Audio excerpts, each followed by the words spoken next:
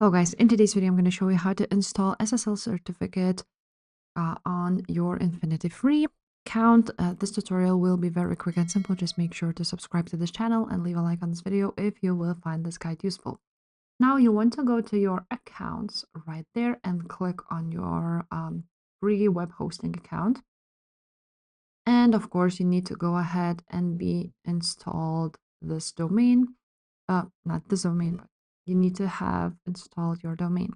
Then you're going to click manage on your domain, which you want to add SSL certificate.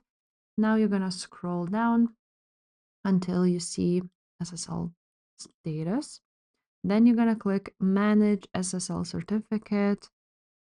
And as you can see, there's an option to add.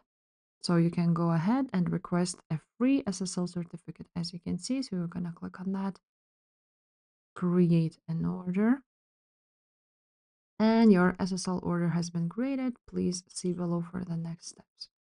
So what you now need to do, the current name servers are these ones, record names. So you need to go ahead and add a CNAME record to your domain name. If your name servers are these ones, you're just gonna click setup CNAME records, just like so.